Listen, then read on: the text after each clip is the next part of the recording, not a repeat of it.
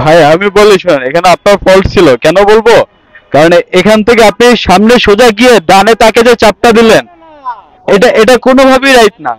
ঘড়িতে সময় এখন 11:55 আর আমি আছি ধানমন্ডি 27 নম্বরে।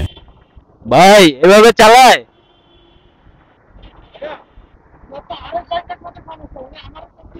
এইভাবে চালায় বলেন তো একটু, তারে আপনি কি করছেন বলেন? দর্শক, ঘটনার স্থান ঢাকা আসাদ গেট। প্রাইভেট কারটি আসছিলেন সংসদ ভবনের দিক থেকে ধানমন্ডির দিকে, অপরদিকে বাইকার আসতেছিলেন শ্যামলী থেকে ধানমন্ডির দিকে। প্রাইভেটের ড্রাইভারের অসাবধানতাবশত এই টার্নিং এ হতে পারত মারাত্মক এক দুর্ঘটনা। আমি যদি বলি, ঢাকার ট্রাফিক ব্যবস্থা এখন এতটাই উদাসীন যে রাস্তার যানবাহন যে যার মতো ভালো লাগে সে সেদিক দিয়েই চলে যায়, মানছেন না তেমন কেউই ট্রাফিক আইন। এ তো পুরো ফল্ট ভাই।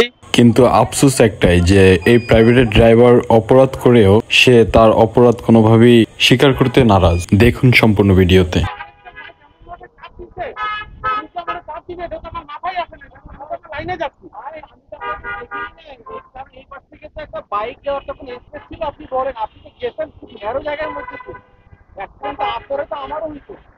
ভাই আমি বলি শোনেন, এখানে আপনার ফল্ট ছিল কেন বলবো, কারণ এখান থেকে আপনি সামনে সোজা গিয়ে ডানে তাকে যে চাপটা দিলেন, এটা এটা কোনোভাবেই রাইট না।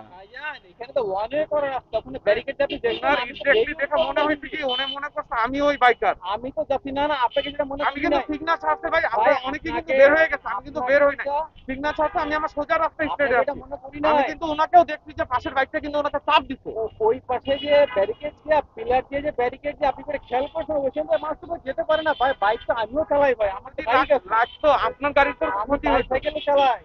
ওটা আমারও তো, আপনার লাগলে আপনি পড়ে যেতেন ভাই। তো আমারও না আপনারও না, কিন্তু আপনি কি করলেন, আরেকটা বাইকের জিতটা আপনি আমার উপরে উঠাইলেন। করে না ভাই, আপনি যে কেসে ওই জায়গায় একটা বাইক ভাই বেরোতে পারে না ভাই।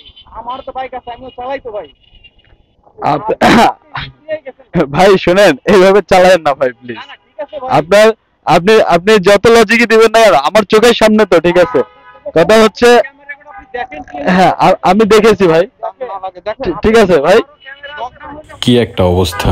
আসাদ গেট সিগন্যালের এখানে রানিং রাস্তায় গাড়িটি কোন রকম সিগন্যাল না মেনে ধুম করে সংসদ ভবনের দিক থেকে চলে এসে বাইকটিকে ফালাই দেওয়ার মতো অবস্থা। কিন্তু সে বলতেছে যে এখান থেকে যাওয়া সম্ভব না, এই সেই বিভিন্ন লজিক দিচ্ছে খুব ভদ্রভাবে। আর ঢাকার রাস্তায় সব থেকে দুঃখজনক বিষয় হচ্ছে, পাঠাও উবরের যে রেন্টিকার বাইক গুলো আছে এগুলো এত পরিমাণে বেড়েছে যে এদের অনিয়মের জন্য যারা রেগুলার বাইকার্স আছে তারাও রাস্তাঘাটে এখন ভুক্তভোগী হচ্ছে। যদিও এই বাইকার ভাইটিকে আমি চিনি না, তারপরও আমি দাঁড়িয়েছি এই প্রাইভেট কার ড্রাইভারের জন্য, যে তার এই অসাবধানতাবশত ড্রাইভিং এটা খুবই দুঃখজনক এবং এর কারণে অনেক দুর্ঘটনা হতে পারে এবং হচ্ছে অহরহ। আমার এই ভিডিওটি যারা যারা দেখছেন, যারা ড্রাইভিং করেন, যারা রাস্তায় চলাচল করেন, সবাইকে আমি বলবো রাস্তায় চলাচলে খুব সাবধানতাবশত ড্রাইভিং করবেন এবং ট্রাফিক আইন অবশ্যই মেনে চলবেন, কারণ একটি দুর্ঘটনা সারা জীবনের কান্না। ভিডিওটি করার উদ্দেশ্য সম্পূর্ণ সচেতনতা করার জন্য। আর আমার এই ভিডিওটি দেখে অবশ্যই লাইক কমেন্ট শেয়ার করে দিবেন, কারণ আপনার একটি শেয়ার অবশ্যই আরো 5 জন বা 10 জন মানুষকে সহযোগিতা করতে পারে সচেতন হতে। ধন্যবাদ।